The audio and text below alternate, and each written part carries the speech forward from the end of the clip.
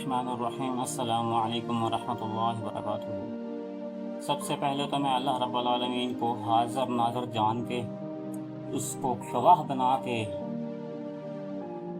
ये इकरार करता हूँ कि मेरे लिए दिल के अंदर किसी एक सियासी पार्टी के लिए राई बराबर भी कोई नरम गोशा नहीं है। मैं किसी एक सियासी पार्टी को भी किसी भी सूरत में कबूल करने के लिए तैयार नहीं हूँ। अब इसके बाद अगली बात करते हैं। ये मामला ना पीटीआई का रहेगा, अब ना नून लीग का रहेगा, ना पीपी का रहेगा, ना काफ लीग का रहेगा, ना किसी और कंजर खाने का रहेगा। पाकिस्तान इंडिया का आपस में जंग होती है। हमारे मुल्क की सालमियत को कंप्रोमाइज़ किया जाता है और अटैक करता है इंडिया। और उस वक्त भी इस नवाज शरीफ और मरियम नवाज की ज़ुबान से इंडिया को ब्लेम करने, मजम्मत करने का एक बयान, एक स्टेटमेंट ना निकला। पाकिस्तानियों, ये पहला पॉइंट ज़हन नशीन का हुआ। अगर अब भी आपको ना समझ नहीं आती कि गद्दार मिल्लत, गद्दार पाकिस्तान, गद्दार इस्लाम कौन है, तो फिर जो मेरा डायलॉग है ना कि जिब्राईल अलैहिस्सलाम से वही भी लेके आए, फिर भी तब भी अब उसको हिदायत नसीब नहीं होने वाली है। दूसरा मामला, अब 14 अगस्त का मौका है। पाकिस्तान किसने बनाया है? इन्होंने इस्लामाबाद, रावलपिंडी, लाहौर या बाकी जिन शहरों में इन्होंने जो जश्न आज़ादी के या 14 अगस्त के हवाले से पैनाफ्लेक्स लगवाए हैं, वहाँ पे ये इन तीनों की फ़ोटो मौजूद हैं। नवाज शरीफ, शहबाज शरीफ, मरियम नवाज के, ना ही कायद आज़म की फ़ोटो, ना ही डॉक्टर अल्लामा इकबाल की फ़ोटो, ना ही डॉक्टर अब्दुल कदीर खान की फ़ोटो। और पाकिस्तानियों, दिमाग कहाँ घास चरने गया हुआ हमारा? क्यों समझ नहीं आती कि ये सारे गलाजत के ढेर हैं, ये गद्दारे पाकिस्तान हैं। इतनी बेगैरती, इतना लानतीपन की इंतहा। इन्होंने तो खुद को, अपने आप को खुदा डिक्लेयर कर दिया हुआ है। जो लफ्ज हुक्मरानों की जुबानों पे चढ़े हैं, ये दावाए खुदाई ही तो किए खड़े हैं। और उसके बाद अब जो कसरें बाकी रहती थी वो भी पूरी हो गई हैं। इस्लामाबाद में 50 मसाजिद को शहीद करने की नोटिफिकेशन जारी हो गई। ये मैं साथ लगा रहा हूँ, लफ कर रहा हूँ उसको मैं। 50 मसाजिद को शहीद करने का नोटिफिकेशन जारी हो गया है तजावजात के हिसाब से। तजावजात का जो लफ्ज है ना, ये तुम्हारी मुंह पे तो सजता ही नहीं है। करप्शन का लफ्ज तुम्हारी जुबान पे नहीं सजता। चोर भी कहे चोर चोर। पाकिस्तानी आखिरी और आखिरी वक्त है, इन मामलात को समझ लो। और अगला जो अहम नुक्ता, मैंने ये रात मैंने अपनी जान हथेली पर रख के मैंने आउट किया है। मैंने वीडियो पहले 18-19 मिनट की मैंने अपलोड कर दी हुई है। मैं इस चीज़ को डिक्लेयर मैंने किया है कि ये जो प्राइवेटाइजेशन का मामला हमारे मुल्क के अंदर चल रहा है, ये ईस्ट इंडिया कंपनी का, बरसगीर में ईस्ट इंडिया कंपनी आई थी, जिस सारे वो माटो, जिस अज़म या जिस वो पूरी की पूरी प्लानिंग के साथ, वो सारा क्राइटेरिया, वो सिनेरियोस, वो ही क्रिएट किया जा रहा है हमारा। ईस्ट इंडिया कंपनी आती है, वो आहिस्ता आहिस्ता वहां इजारादारी कायम करना शुरू करती है। ये ऐसे ही जो वडेरे, सरदार, कबायली निज़ाम वगैरह, जहाँ अलग अलग खिते हैं, टुकड़े हैं, अलग अलग रियासतें हैं, उन सबको वो नवाजते रहे हैं और अपने कदम जमाते हैं, ज़मीनें खरीदते गए हैं वो। और अपना कदम जमाने के बाद जब उन्होंने देख लिया कि हमारा कब्जा, हमारी गिरफ्त काफ़ी हद तक मजबूत हो चुकी हुई, तब उन्होंने लश्कर कशी की और कब्जा कर लिया। वही ये पाकिस्तान के साथ किया जा रहा है। जब ये फौज एक ओवरऑल अदारा है ना, 3 मेन अदारे हैं जो हमारे नेशनल लेवल पे, सिटी और सब सिटी लेवल पे वर्क कर रहे होते हैं। ठीक है, उसमें पहला है इलेक्ट्रिसिटी का है, दूसरा एजुकेशन का है, तीसरा हमारा हेल्थ का है। इलेक्ट्रिसिटी का, PIPS का जो 40 कंपनी वाला मामला, वो भी हमें पता है कि वो किन के पास है। इसके बाद अब आगे आगे एजुकेशन और स्कूल। ये आप डिस्ट्रिक्ट ले लेते हैं जी, मुल्तान की फलां डिस्ट्रिक्ट की 5 स्कूल फलां के पास ठेके पे हैं, 2 स्कूल उसके पास ठेके पे हैं, ये अस्पताल फलां साहब के पास ठेके पे है। ये क्या मतलब होगा इसका? अल्लाह के बंदो, हमारे पाकिस्तान की कानूनी हैसियत खत्म की जा रही है, डिसेंट्रलाइज किया जा रहा है हमारे पाकिस्तान को। उसको डीवैल्यू किया जा रहा है। जब हमारी ये गवर्नमेंट पाकिस्तान की, जैसे हम सूबा पंजाब की बात करते हैं, गवर्नमेंट ऑफ पंजाब वर्क कर रही है, कोई भी हमारा पंजाब का जिला है या उसकी तहसील या यूनियन काउंसिल है, वो एक लॉ एंड ऑर्डर के अंडर काम कर रही है, एक यूनियन के अंडर काम कर रही है, एक ट्रिटी है जो हर एक चीज को कंबाइंड फॉर्म में उसने रखा हुआ है, संभाल के तरतीब के साथ है।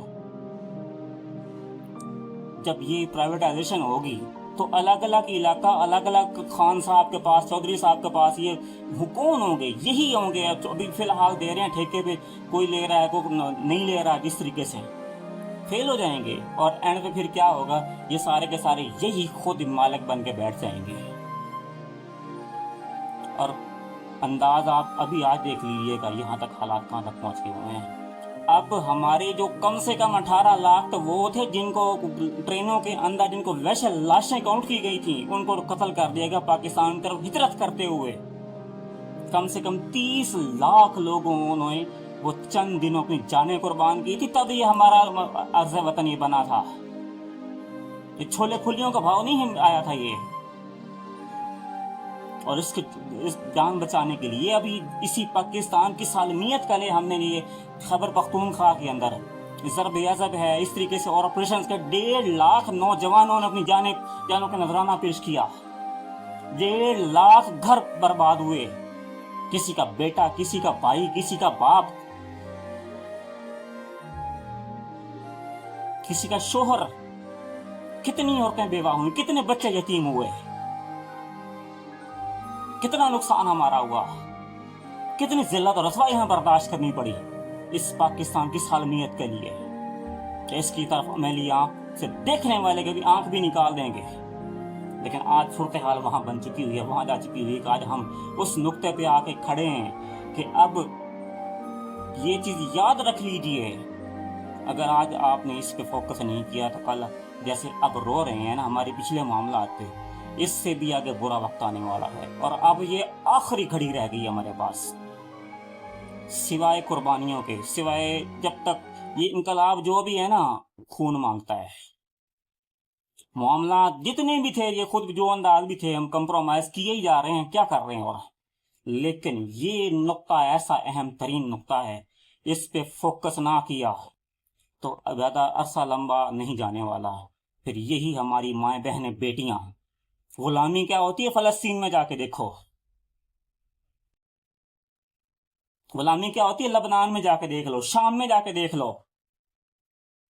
क्या सांस भी ले सकते हैं आप आसानी के साथ, अपनी मर्जी के साथ, आजादी के साथ?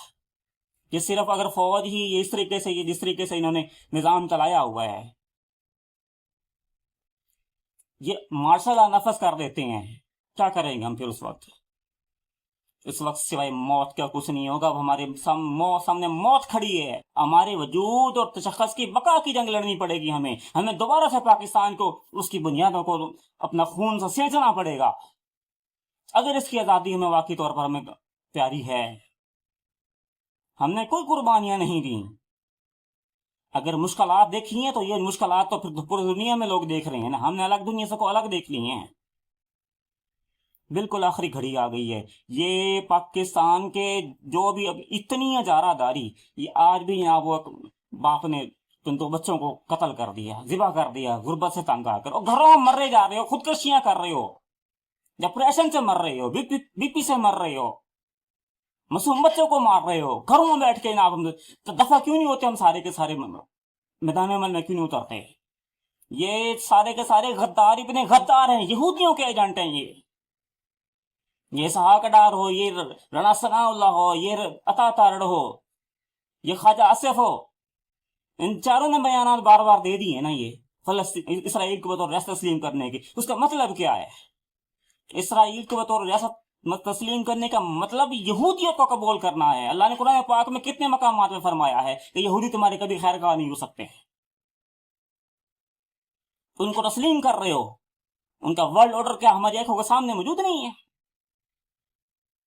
कल यही इसराइल जिसको अल्लाह पाक ने सूरह फातिहा में मग़ज़ूब कौम कहा है, अब सिर्फ फर्ज भी पढ़े रोजाना के ना 17 रकातें बन जाती हैं तकरीबन, तो हर दफा सूरह फातिहा पढ़ते हैं ना तो अल्लाह पाक से क्या मांगते हैं? सूरह आखिरी रकत में, सिरातल लज़ीना अनअमता अलैहिम, उनका रास्ता जिन पे तेरा इनाम हुआ, गैरल मग़ज़ूब, उनका रास्ता नहीं जिन पे तेरा गजब नाज़िल हुआ, वलद्दालीन, और ना गुमराहों का।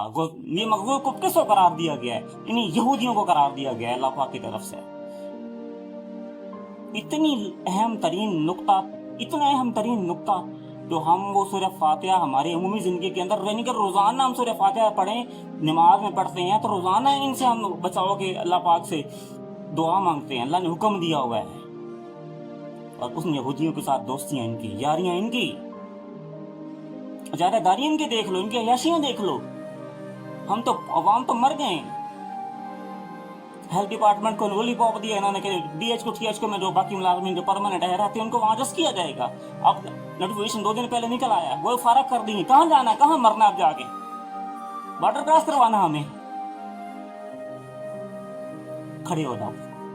ये हमारे पाकिस्तान को बेच दिया गया है, बेचने जा नहीं रहे, बेच दिया गया है।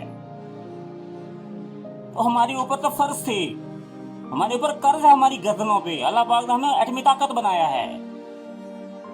महकमा पुलिस का काम क्या जिम्मेदारी होती है उसकी? फौज की अगर महकमा हो तो क्या जिम्मेदारी होती है? इस तरीके से अल्लाह पाक ने हमें पाकिस्तान को वो जो आर्म्ड फोर्सेस वाला जो किरदार है पूरे वर्ल्ड के अंदर, पूरे आलम इस्लाम के अंदर, इसी पाकिस्तान को अल्लाह पाक ने ताकत क्यों बनाया है?